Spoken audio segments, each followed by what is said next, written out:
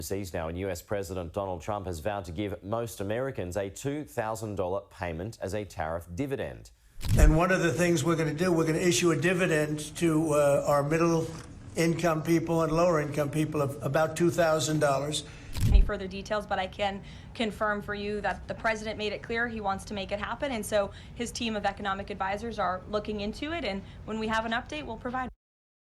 Donald Trump just shocked the entire country by announcing $2,000 dividend checks for Americans.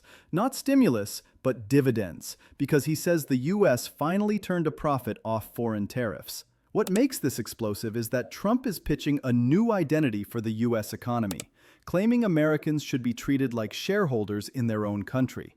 And if the Supreme Court upholds his tariff authority, this becomes the core of a new America First system, where foreign nations pay for access and American families collect the payout. Are fools. We're now the richest, most respected country in the world. A dividend of at least $2,000 a person, not including high-income people, will be paid to everyone. The moment Trump said dividend check, I knew this wasn't a normal policy move. He was basically saying America finally turned a profit, and the people deserve a payout.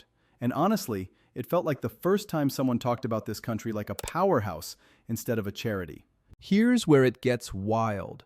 Under the current system, every time a foreign country pays us tariffs, that money gets swallowed by the Treasury like it never existed. Gone. Lost. Bureaucrat food. But Trump's flipping the script and telling Americans, no, that's your money. You're the ones holding this country together. You're the shareholders. And once he framed it that way, everything snapped into place. In a social media post, President Trump says people who don't support tariffs are, quote, fools. Trump says the U.S. is taking in trillions of dollars and will soon start paying down $37 trillion in debt. Once you run the numbers, the scale hits you. If low and middle income Americans qualify, this becomes a $346 billion payout. Big enough to force Congress, the Treasury, and even the Supreme Court to answer a question they've dodged for decades. If America generates profit, do the citizens who built the country get a share? That's the fight Trump just triggered. Income Americans, that would add up to about $346 billion. Yeah. What about Congress? What's the role here of them? So Congress obviously has the power of the purse, but things have gotten a little bit tricky with this new administration and the ways that laws are interpreted, hence, the Supreme Court having to decide whether these tariffs were legal in the first place. What really blew my mind is how this whole dividend idea didn't just pop out of nowhere. It's actually backed by a legal and financial tug-of-war that's been building for months. When Trump says these checks can happen, he's basing it on the fact that tariff revenue legally flows into the Treasury as unrestricted funds. But here's the catch. For that money to be turned into checks, Congress usually has to sign off, the same way they did with the stimulus payments in 2001, 2008, and 2020. And that's where the battle starts, because Trump is basically daring Congress to tell the American public, no, you don't deserve the money foreign countries paid us. Under current law, tariff money goes into the U.S. Treasury's general fund. It's treated like any other tax revenue. So to turn that into direct payments, Congress would have to pass legislation authorizing those dividends, just like lawmakers did for the... And while Washington tries to figure out how to spin that, the Supreme Court is sitting on a case that could decide everything. Trump's entire tariff system, the same system generating the revenue for these $2,000 checks, is being reviewed right now. The White House argues it falls under emergency economic powers, pointing to China, fentanyl, rare earth metals, global supply threats, real national security leverage. Treasury Secretary Scott Bessent walked into the Supreme Court and said, "This isn't politics. This is America rebalancing global trade." And honestly, he made a strong case. Also, the tax rebates in 2001 and also 2008, those economic stimulus payments that happened. The only true dividend model in the U.S. exists actually at the state level in Alaska, where oil revenues from state-owned lands are invested and then paid out to residents through this Alaska permanent dividend. But here's the part that changes everything. If the Supreme Court upholds Trump's authority, then this dividend model goes from interesting idea to fully executable policy. And that terrifies people in Washington because it hands Trump legal control over one of the most powerful financial tools in modern American history, using foreign money to directly benefit U.S. citizens. USAID, run by radical lunatics, and we're getting them out. And the Musk Doge investigation ties directly into this. When they dug into USAID, they didn't find inefficiency. They found a system bleeding billions with no tracking and no accountability. Buildings went into lockdown, staff tried blocking access, and investigators had to be escorted like they were entering a classified facility. That level of pushback only happens when the rot is deep, and Musk made it clear on Joe Rogan podcast that the investigation is still alive because the waste is worse than anyone expected. Through USAID over the past several years, these are some of the insane priorities that organization has been spending money on. And that's exactly why the dividend idea works. If the government is leaking billions through waste and foreign programs no one monitors, redirecting recovered money back to Americans isn't radical. It's basic logic. Pair those reclaimed funds with tariff revenue, and suddenly, $2,000 checks aren't a fantasy. They're overdue. What really grabbed me next is the shift in power this creates. Because once Trump said dividend, he wasn't just talking about money. He was challenging the whole hierarchy of who gets to benefit from America's economic strength. For decades, every big financial decision flowed upward. Agencies, contractors, international programs, lobbyists, everyone ate before the American public did. And suddenly, Trump shows up and basically says, no, the people come first, the system comes second. That alone is enough to send shockwaves through Washington. Tariffs to lower our debt. We're going to be lowering our debt, which is a national security thing. So we're doing a lot of good work. And the numbers were reported so incorrectly.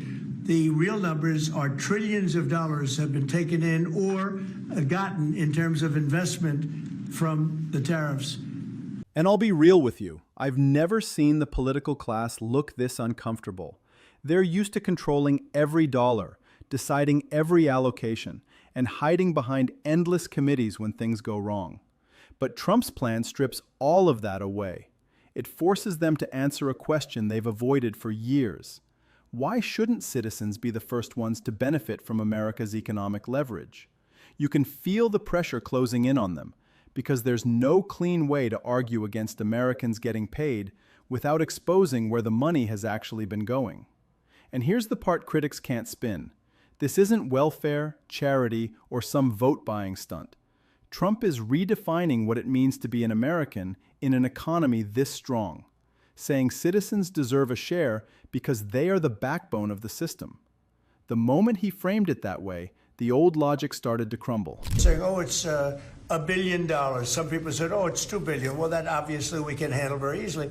But this is trillions of dollars we're talking about in terms of the tariff income and all the investment income that's... The part that really made me sit up was when Trump laid out the numbers himself, because he wasn't shy about it at all.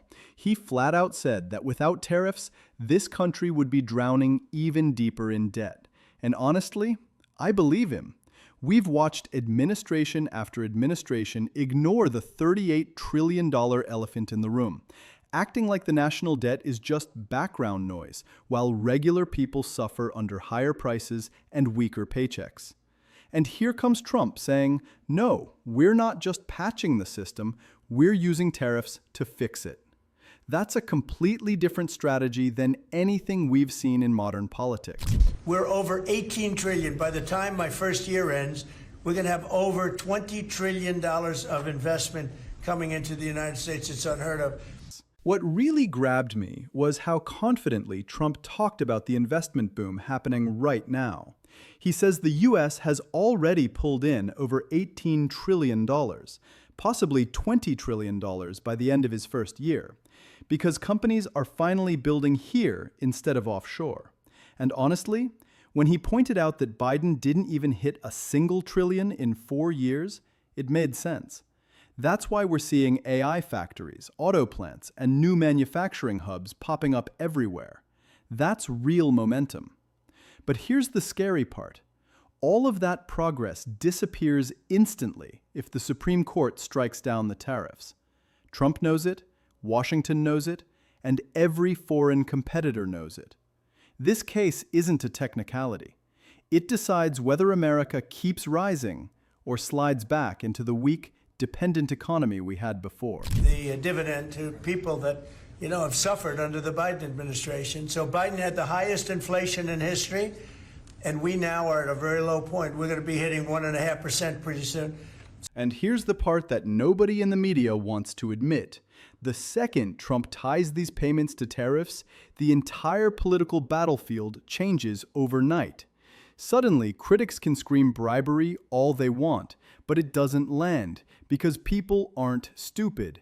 They've watched elites manipulate the tax code, exploit loopholes, and rake in billions for decades while telling regular Americans to tighten their belts. And now Trump's basically saying, fine, if the game exists, the American people should finally get to play it. Honestly, I'm not mad at that. I'm impressed. And that's why the bribery narrative falls apart. If the wealthy can use the tax code to protect their money, why shouldn't regular people benefit from the nation's revenue? Why shouldn't Americans finally get something back from the trade wars they've paid for? This isn't bribery, it's payback. It's the country finally returning value to the people who built it. This country would be in such trouble, as they were for many years. That's why we owe $38 trillion.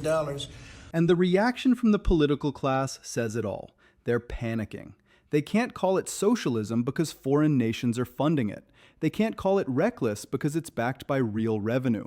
And they can't call it unfair because for once, regular Americans are getting the benefit instead of watching it disappear overseas. Trump flipped a system built for the elite and turned it toward the people. And what hits me most is that he's not pitching a one-time payout. He's building a full economic loop where tariffs fuel investment, the economy grows, and Americans actually feel the upside. If you're with Trump on this, or you think this policy makes sense, just hit like and smash that subscribe button. Let's keep this momentum going.